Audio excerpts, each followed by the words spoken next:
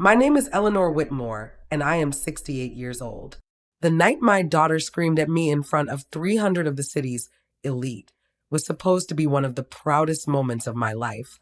Instead, it became the moment I realized I had raised a stranger. The grand ballroom of the Riverside Hotel was magnificent that evening. Crystal chandeliers hung from the ceiling like frozen waterfalls, casting dancing light across the marble floors. Women in designer gowns worth more than most people's cars glided past tables draped in silk. Men in tuxedos that cost what I used to make in a month stood in clusters, discussing their portfolios and their second homes. I stood near the entrance in my simple navy dress from Macy's clearance rack, my sensible black pumps, and my late mother's pearl necklace. The dress had cost me $47.99. The shoes, $32 on sale. The necklace was priceless, but no one here would know that. To them, I looked like someone who had wandered in from the kitchen staff. I was scanning the crowd, looking for my daughter Vanessa, when I felt a sharp grip on my arm. I turned to find her towering over me in 6-inch heels, her face twisted in an expression I had never seen before. Pure, undiluted rage mixed with something worse, shame. "Mother, what are you doing here?" she hissed, her perfectly manicured nails digging into my arm. "And what on earth are you wearing?"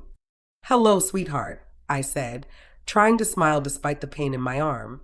"You look beautiful. That dress is." "Don't," she cut me off, her voice sharp as glass. "Just don't. Do you have any idea how embarrassing this is?" Before I could respond, her husband Richard appeared at her side. He took one look at me, and his lip actually curled in disgust. "Vanessa, darling, is this woman bothering you?" This woman, as if I were a stranger, as if I hadn't been the one who held his head when he had too much to drink at their wedding, as if I hadn't been the one who lent them, no, gave them $50,000 for the down payment on their house. "It's my mother," Vanessa said through clenched teeth, the words sounding like a curse. Richard's eyes widened, and he looked around frantically to see if anyone had noticed.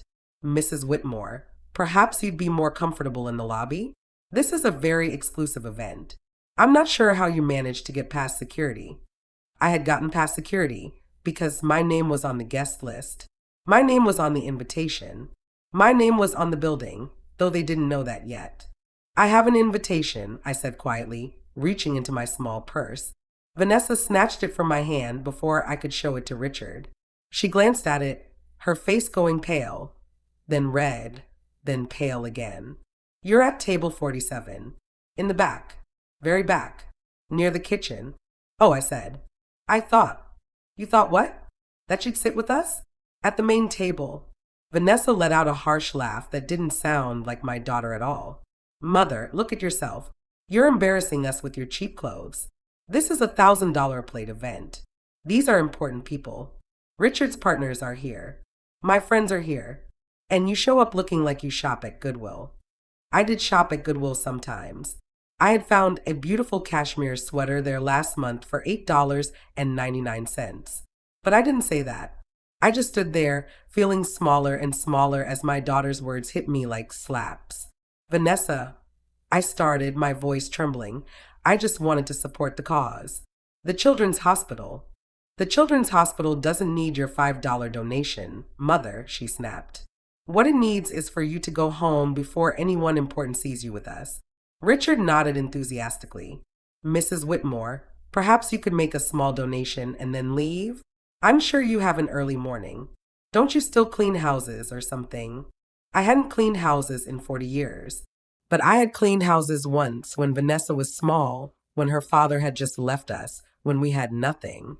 I had cleaned 3 houses a day, every day, to keep a roof over our heads and food on the table. I had cleaned until my hands bled and my back screamed, so my daughter could have dance lessons and nice clothes for school. And now she was looking at me like I was dirt she had tracked in on her expensive shoes. "I'll find my table," I said quietly. "Good," Vanessa said, already turning away. "And Mother, please don't tell anyone you're related to us. Just pretend you don't know us. Can you do that?" I nodded, not trusting my voice. As they walked away, I heard Richard say to her, "Darling, I had no idea your mother was so unfortunate." You've really risen above your circumstances. Vanessa's laugh drifted back to me. I know, right? Sometimes I can't believe I came from that. I stood there in the grand entrance, surrounded by wealth and beauty and success, and I had never felt poorer in my entire life. Not when I was sleeping on a borrowed couch with baby Vanessa in my arms. Not when I was eating ramen for dinner, so she could have chicken. Not even when her father walked out calling me a worthless, stupid woman who would never amount to anything. But standing there, watching my daughter glide away from me as if I were something shameful to hide, I felt worthless. I felt stupid. I felt like I had failed at the most important job of my life, raising a kind, decent human being. What my daughter didn't know, what no one in that glittering room except three people knew, was that I was Eleanor Whitmore, founder and CEO of Whitmore Solutions, a data analytics company I had built from nothing in my garage 32 years ago. What they didn't know was that I had sold that company 5 years ago for $47 million. What they didn't know was that the children's hospital wing they were here to celebrate tonight, the new pediatric cancer center that would save thousands of lives, existed because of my anonymous $10 million donation. I was the donor they were honoring tonight. I was the mysterious angel the hospital had been praising for months. And my own daughter had just told me to pretend I didn't know her. I made my way to table 47, tucked in the far corner near the service entrance. The table was half empty. The other occupants were clearly people who had bought the cheapest tickets or won them in some raffle. A young couple who looked terrified to be there. An elderly man who had already fallen asleep. A woman in a nurse's uniform who was clearly on a break from her shift upstairs. I sat down carefully, smoothing my cheap dress. The nurse smiled at me kindly. First time at one of these fancy things. Yes, I lied. It wasn't my first time. I had been to dozens, but always anonymously, always in the shadows, always careful not to draw attention. Me too, she said. My supervisor gave me her ticket because her kid got sick. I feel like a fish out of water. Everyone here looks like they stepped out of a magazine. You look lovely, I told her, and I meant it. She wore her uniform with pride. She had probably come straight from caring for sick children to support them in the only way she could afford. She was worth 10 of the people at the front tables. The dinner began. Speeches were made. The hospital administrator, Dr. Patricia Morrison, took the stage. She was one of the three people who knew my identity. We had worked together for months to plan the new wing. Ladies and gentlemen, she said, her voice warm and strong, we are here tonight to celebrate an extraordinary gift. 6 months ago, we received an anonymous donation of $10 million to build a state-of-the-art pediatric cancer center. This gift will save countless lives. It will give hope to families in their darkest hours. And it came from someone who wanted nothing in return. No name on the building, no recognition, no fanfare, just pure, generous love for children they've never met. The room erupted in applause. I sat quietly, my hands folded in my lap. From my corner table, I could see Vanessa and Richard at the head table, clapping enthusiastically, their faces arranged in expressions of appropriate admiration. Dr. Morrison continued, tonight, we want to try something. We want to ask this anonymous angel to please, if they're here, to stand up. Let us thank you properly. Let us show you what your generosity means. The room fell silent. People looked around. Whispers started. Who is it? Is it the Hendersons? They're billionaires. Maybe it's that tech mogul in the corner. I remained seated. I had no intention of standing up. That wasn't why I had given the money. But then I saw movement at the head table. Vanessa was standing up. My daughter was actually standing up, a beautiful, humble smile on her face, her hand over her heart. No, she wouldn't. She couldn't. But she did. Dr. Morrison, Vanessa called out, her voice clear and sweet. I have to confess something. My husband Richard and I were the anonymous donors. We wanted to keep it private, but seeing everyone here tonight, we feel we should be honest. The room exploded. People jumped to their feet, applauding. Cameras flashed. Dr. Morrison looked confused, but started clapping along with everyone else. Richard stood next to Vanessa, looking uncomfortable, but not correcting her. My daughter was stealing my donation. She was standing in front of 300 people, claiming she had given $10 million to sick children when she had given nothing. When she had, in fact, asked me for money just last month to cover their credit card bills. I felt something inside me break. Not my heart, that had broken when she had told me to pretend I didn't know her. No, this was something different. This was the final thread of my patience, my endless forgiveness, my unconditional love. It snapped like an old rubber band, and in its place, something cold and hard settled into my chest. The nurse next to me leaned over, her face glowing with admiration. Wow, can you believe it? That young couple gave $10 million. They're so young to be that generous. No, I said quietly, I can't believe it. Dr. Morrison was now inviting Vanessa and Richard to the stage. My daughter glided up there like she owned the place, her hand clasped in Richard's, her smile radiant. She took the microphone. Thank you all so much, she said, her voice trembling with fake emotion. Richard and I have been so blessed in our lives. We both come from, well, let's just say we've both worked very hard for everything we have. We pulled ourselves up by our bootstraps, and we wanted to give back to children who are facing impossible challenges. Children who, like us, might not have much, but who deserve every chance to survive and thrive. She comes from modest beginnings. That part was true. But she hadn't pulled herself up by her bootstraps. I had pulled her up. I had sacrificed everything to give her every advantage. And now she was using my struggle, my poverty, my hard work as a prop in her lie. The audience ate it up. A reporter from the local paper was scribbling notes. The hospital board members were shaking Richard's hand. Vanessa was glowing under the attention, soaking it up like a flower in the sun. I stood up quietly. The nurse looked at me with concern. Are you okay? You look pale. I need some air, I said. I walked out of the ballroom on shaking legs. In the quiet hallway, I pulled out my phone and called James Hartley, my attorney and the second person who knew I was the donor. James, I said when he answered, I need you to do something for me. Now, 20 minutes later, I was back in the ballroom. The party was in full swing. Vanessa and Richard were holding court at their table, surrounded by admirers. I watched my daughter laugh and accept congratulations, saw her pose for photos, heard her tell elaborate lies about their decision to donate. I walked slowly to the front of the room. People barely noticed me. Why would they? I was just an old woman in a cheap dress. Dr. Morrison was talking to a board member when I approached. She saw me and her eyes widened slightly. She excused herself and came over. Eleanor, she whispered urgently, did you see what happened? Your daughter claimed she made the donation. I didn't know what to do. I couldn't exactly call her a liar in front of everyone, but it's fine, I said calmly. Is the AV tech still here? Yes, why? I need you to put something on the screen. Right now. Dr. Morrison looked confused, but nodded. What is it? I handed her a USB drive. Everything you need is on here. Bank records, transfer documents, emails between you and me discussing the donation. All of it. With my permission to share. Her eyes went wide. Eleanor, are you sure? You wanted to stay anonymous. Plans change, I said simply. 5 minutes later, Dr. Morrison was back at the microphone. Ladies and gentlemen, if I could have your attention, please. We have an unusual situation.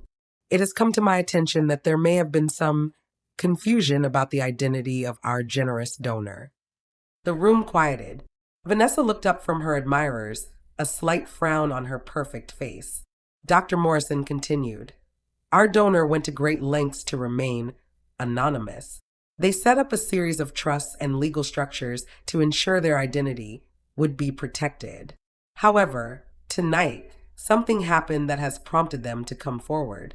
I'd like to show you all something. The large screen behind her flickered to life. It showed a bank transfer receipt. Date, January 15th. Amount, $10 million. From the Eleanor R. Whitmore Charitable Trust to Riverside Children's Hospital. The room went very quiet. Another image appeared.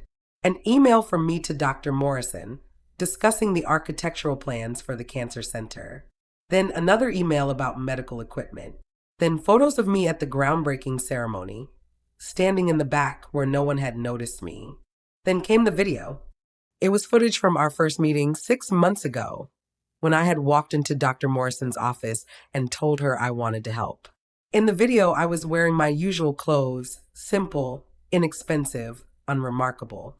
But my voice was clear as I said, I want to give $10 million to build a pediatric cancer center. I don't want recognition. I just want to help children. The video ended. The room was silent enough to hear a pin drop. Dr. Morrison's voice was strong and clear. Ladies and gentlemen, our donor is here tonight. Her name is Eleanor Whitmore. She is the founder of Whitmore Solutions, one of the most successful tech companies of the last 3 decades. She sold it 5 years ago and has been quietly giving away her fortune ever since. She has donated to 32 different charities. She has funded scholarships for over 200 students. She has built 3 homeless shelters and 2 community centers. And she has done all of this in complete anonymity, asking for nothing in return. Dr. Morrison's eyes found mine across the room. Eleanor, would you please come up here? Every head in the room turned to look. I could see them scanning the crowd, trying to figure out who Eleanor Whitmore was. Their eyes passed over me once, twice, then slowly returned. The old woman in the cheap dress? That couldn't be right. But I was walking forward. My sensible shoes clicked on the marble floor. The crowd parted, and I could see the confusion on their faces. This was Eleanor Whitmore. This was the anonymous angel. This was the woman worth millions. I reached the stage. Dr. Morrison held out her hand to help me up the steps. I took it, my legs surprisingly steady. And then I saw Vanessa's face. She had gone white as chalk. Her mouth was open in a perfect O of shock. Richard looked like he might be sick. The people who had been congratulating them moments ago were now looking at them with confusion and growing understanding. I took the microphone from Dr. Morrison. Hello, everyone, I said. My voice didn't shake. I'm Eleanor Whitmore. I apologize for the confusion tonight. I never intended to reveal my identity. I believe that charity should be done quietly, without seeking praise or recognition. That's how I was raised. That's what I believe is right. I paused, looking directly at my daughter. But tonight, I watched someone I love very much claim credit for something they didn't do. I watched them accept congratulations and admiration for a gift they didn't give. I watched them lie to hundreds of people, including the sick children who will benefit from this center. And I realized that sometimes silence enables dishonesty. Sometimes the truth needs to be told, no matter how uncomfortable it makes us. Vanessa was shaking her head, tears streaming down her face. Mother, I can explain. No, I said firmly. You can't. There is no explanation for what you did tonight. But I'm not here to humiliate you, Vanessa. I'm here to tell the truth. The truth is that I gave this money because I believe in helping others. Because I know what it's like to have nothing. Because I remember what it felt like to be poor and scared and desperate. I looked out at the crowd.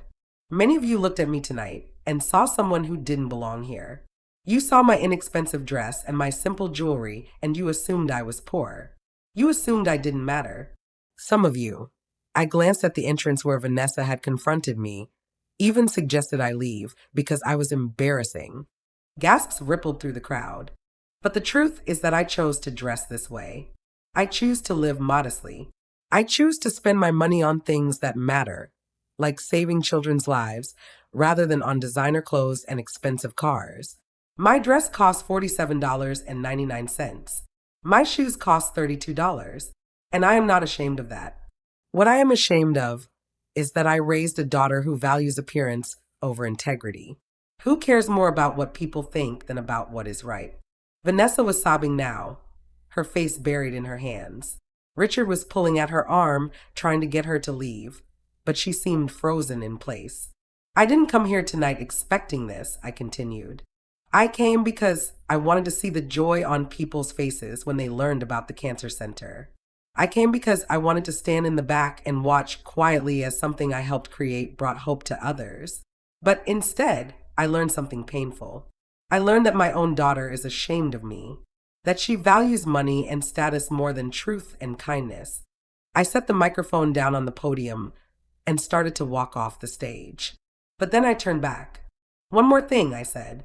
Vanessa, Richard, the $50,000 I gave you for your house down payment? I'm calling in that loan. You have 30 days to repay it in full. And the $8,000 I gave you last month for your credit cards? That too. Consider it a lesson in honesty. You wanted everyone to think you had $10 million to give away. Let's see if you can come up with $58,000 you actually owe. I walked off the stage to absolute silence. Then, slowly, someone started clapping. Then another person. Then another. Soon the entire room was applauding, and people were standing, and the sound was deafening. But I didn't stay to hear it. I walked straight out of the ballroom, through the lobby, and out into the cool night air. Behind me, I could hear chaos erupting. Raised voices, shouting, but I kept walking. I had told the truth. Finally, after years of enabling, of making excuses, of hoping Vanessa would somehow become the person I had tried to raise, I had told the simple truth. And it felt like freedom. That night changed everything. The story hit the local news by morning. Local philanthropist reveals identity after daughter's deception, read one headline. Humble millionaire exposes charity fraud, read another. By afternoon, it had gone national. My phone rang nonstop. Reporters wanting interviews. Other charities asking for donations. People I hadn't spoken to in years calling to congratulate me or to apologize for underestimating me. But the call I was waiting for didn't come. Vanessa didn't call. 3 days later, there was a knock on my door. I opened it to find my daughter standing there, and I barely recognized her. No makeup, hair pulled back in a simple ponytail, wearing jeans and a t-shirt I recognized from 10 years ago. She looked young and vulnerable and scared. "Mom," she said, and her voice broke. "Can I come in?" I stepped aside. She came into my small, modest living room. The same house I'd been living in for 30 years, the one she always told me to sell because it was in a bad neighborhood. She sat on my worn sofa and stared at her hands. "I don't know how to apologize for what I did," she finally said. "There's no apology big enough. There's no explanation good enough." "You're right," I said simply. She looked up at me, tears streaming down her face. "Richard left me. His firm fired him. All our friends won't return our calls. The country club revoked our membership. We're being kicked out of our house because we can't make the payments. My name is a joke online. People are calling me a fraud and a liar and a terrible person." I sat down across from her.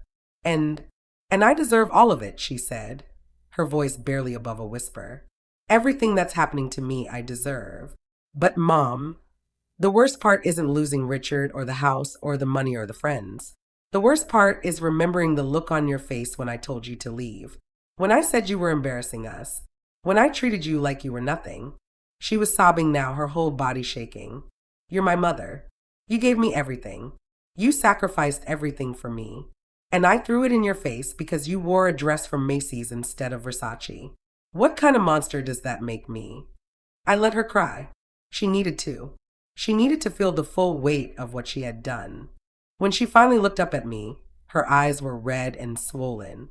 "I don't expect you to forgive me. I don't even know if I can forgive myself. But I needed to come here and tell you that you were right. About everything. I valued all the wrong things. I became all the wrong things. And I'm so sorry." I took a deep breath. "Vanessa, I need to tell you something. When your father left us, when you were 3 years old, I made a choice. I could either be bitter and angry and raise you to be the same, or I could work hard and build something and show you that our circumstances didn't define us. I chose the latter. I worked 3 jobs. I went to night school. I learned computer programming from library books. I started my company with $500 and a prayer. And I did it all so you would never have to know what it feels like to be hungry or scared or hopeless." She nodded, tears still flowing. "But somewhere along the way," I continued, "I made a mistake. I gave you everything you wanted, but I didn't teach you what truly matters. I bought you nice clothes and sent you to good schools and paid for your college and your wedding and your house. But I didn't teach you about integrity, about kindness, about valuing people over possessions. That's on me." "No, Mom." "Let me finish," I said gently. "I'm not saying what you did wasn't wrong. It was. It was cruel and dishonest and hurtful. but I share some responsibility for who you became. I should have taught you better. I should have shown you my struggles instead of hiding them from you. I should have let you see me be poor instead of always trying to give you more. Vanessa shook her head. You gave me everything, Mom. The problem wasn't what you didn't teach me. The problem is that I didn't listen.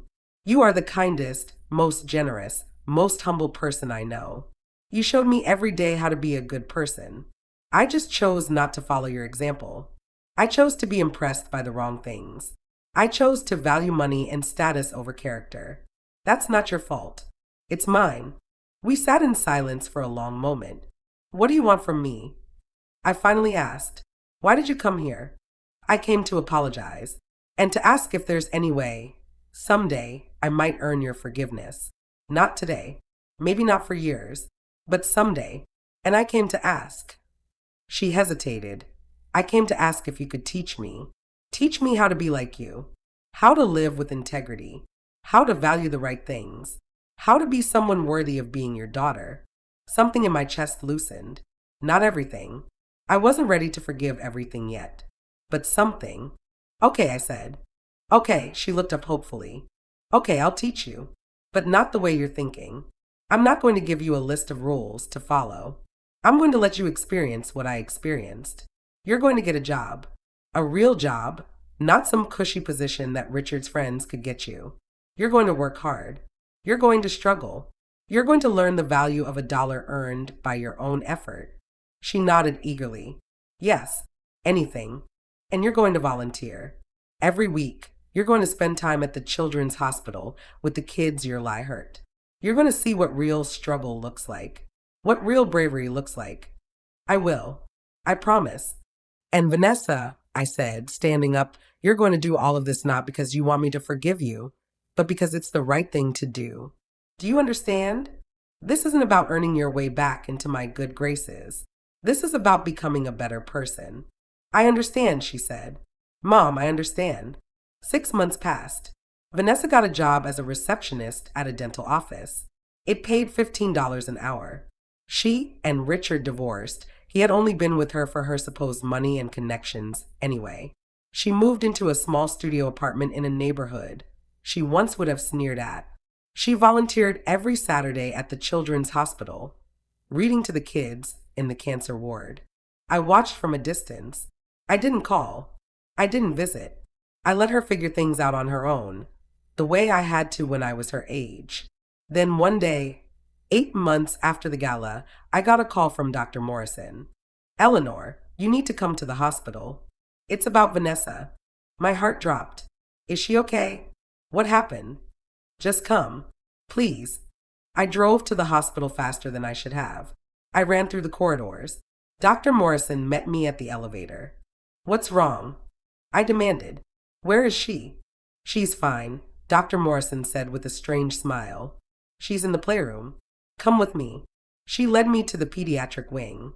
Through the window of the playroom, I saw Vanessa sitting on the floor, surrounded by children.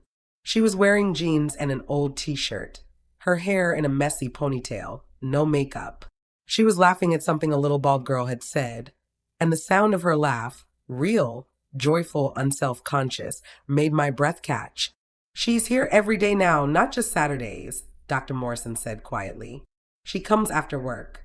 Sometimes she doesn't leave until midnight. The kids adore her. She knows all their names, their stories, their favorite books. Last week, one of the children was scared about a procedure. Vanessa stayed with her the whole time, holding her hand. The mother told me Vanessa was an angel. I watched my daughter, my real daughter, not the person she had pretended to be, and felt tears on my face. She asked me not to tell you she was coming so often, Dr. Morrison continued. She said she didn't want you to think she was doing it for you. She said she was doing it because these kids taught her what really matters. I stood there for a long time, watching. Vanessa looked up at one point and saw me through the window. Our eyes met. She didn't smile or wave. She just looked at me with a question in her eyes. Am I doing okay? Am I becoming who I should have been? I nodded. Just once. She smiled then, a real smile, and turned back to the children. I turned to Dr. Morrison. The loan I called in, The $58,000. Has she tried to pay any of it back? She sends $200 every month, Dr. Morrison said, which is probably half her salary. She'll be paying it off for years at that rate. Tell her the debt is forgiven, I said. Tell her it's paid in full. Are you sure? Yes, but don't tell her it was me. Find a way to make it seem like, I don't know, like there was an accounting error or something. I don't want her to know I forgave the debt. Not yet. Dr. Morrison smiled. You're a good mother, Eleanor. I'm trying to be, I said. 3 months later, on a Sunday afternoon, there was another knock on my door. Vanessa stood there with a small gift bag. Hi, Mom, she said nervously. I was hoping we could talk. I invited her in. She sat on my sofa, the same worn sofa she'd sat on a year ago, and handed me the bag. What's this? I asked. It's not much, just something I made. I opened it and pulled out a photo album. On the cover, in simple letters, it said, Thank you. I opened it. The first page had a photo of me from 30 years ago, holding baby Vanessa. I was wearing a waitress uniform, exhausted but smiling. I didn't even know this photo existed. I found it in some old boxes at my storage unit, Vanessa said quietly. I've been going through everything, trying to remember who I used to be before I became the person who screamed at you at a gala. I turned the pages. More photos. Me at my first office, a converted garage. Me at Vanessa's school plays, always in the audience, always proud. Me at her high school graduation, college graduation, wedding. In every photo, I was wearing simple, inexpensive clothes. In every photo, I was smiling. In every photo, I was there. I never appreciated these moments, Vanessa said, her voice thick. I never appreciated you. You were at every single event in my life, and I took it for granted. I thought every kid's mom started a multi-million-dollar company. I thought every kid's mom sacrificed everything. I thought it was normal. But it's not normal, Mom. It's extraordinary. You're extraordinary. I closed the album, unable to speak. I'm not asking you to forgive me, she continued. I'm just asking you to know that I finally understand. I understand what you gave up. I understand what you built. I understand why you dress the way you do. Not because you can't afford better, but because you remember where you came from and you never want to forget. I understand all of it now. And I'm so sorry it took me this long. I set the album aside and looked at my daughter. Really looked at her. The designer clothes were gone. The perfect hair and makeup were gone. The artificial smile was gone. But something better had taken their place. She looked real. She looked honest. She looked like someone I could be proud of. Do you want to stay for dinner? I asked. I'm making spaghetti. Nothing fancy. Her face lit up like I'd offered her a feast. I would love that. Can I help? Yes, I said. You can help. We cooked together in my small kitchen. She told me about her job, about the kids at the hospital, about the tiny apartment she was learning to love. She didn't complain. She didn't ask for money. She didn't ask for anything except my time. After dinner, as we were washing dishes, she said quietly, Mom, I got a notice from the bank. They said there was an accounting error and my debt to you was paid in full. But I know there wasn't an error. I know it was you. I didn't say anything. You didn't have to do that, she said. I was paying it back. Slowly, but I was doing it. I know you were, I said. That's why I forgave it. She turned to me, tears in her eyes. I don't deserve your forgiveness. None of us deserves forgiveness, Vanessa. That's the whole point of forgiveness. It's a gift, not a payment for good behavior. And yes, you hurt me. Deeply. But watching you become who you were meant to be, watching you learn and grow and change, that's worth more to me than $58,000. That's worth more than anything. She hugged me then, and I hugged her back, and we both cried in my little kitchen. I love you, Mom, she whispered. I'm so sorry I forgot that for a while. I love you too, sweetheart, I said. Welcome home. It's been 5 years since that night at the gala. 5 years since my daughter screamed at me in front of 300 people. 5 years since I revealed myself as the anonymous donor. Vanessa is now the director of volunteer services at the Children's Hospital. She still lives modestly. She still visits me every Sunday. She still works with the kids, and they still love her. Last month, she called me with news. Mom, I did something. I hope it's okay. What is it? I made a donation to the hospital. It's not much, just $5,000, but I've been saving for 2 years and I wanted to give it in your honor. I was speechless. I know it's nothing compared to what you gave, she said quickly. But for me, it's everything. It's the first time I've ever given money away without wanting anything in return. And it felt right. I'm so proud of you, I said, and I meant it with every fiber of my being. Today, I'm still that old woman in simple clothes. I still shop at Macy's clearance rack. I still live in my small house. I still believe that money should be spent on things that matter, not on impressing people who don't. But now, when I go to events, Vanessa is there with me. She wears simple clothes too. She volunteers alongside me. She tells everyone who will listen that I'm her mother and that I'm her hero. And when people look at us, two simply dressed women in a room full of designer gowns, we smile at each other because we know something they don't. We know that true wealth isn't measured in dollars or designer labels. It's measured in integrity, in kindness, in the courage to be yourself, even when the world wants you to be someone else. My daughter screamed at me that I was embarrassing her with my cheap clothes. She didn't know I was the donor. But more than that, she didn't know that my cheap clothes were a choice, a reminder, a statement. She knows now. And that's worth more than all the money in the world. Did you like my story? And which city are you listening from? Let's meet in the comments. If you like the story, you can support me by sending a super thanks so I can keep bringing more stories like this. Thank you so much for your sweet support. I'm looking forward to your comments on the story. On the screen, you can see 2 new life stories that I highly recommend. There's so much more on my channel. Don't forget to subscribe. See you in the next life story. With love and respect.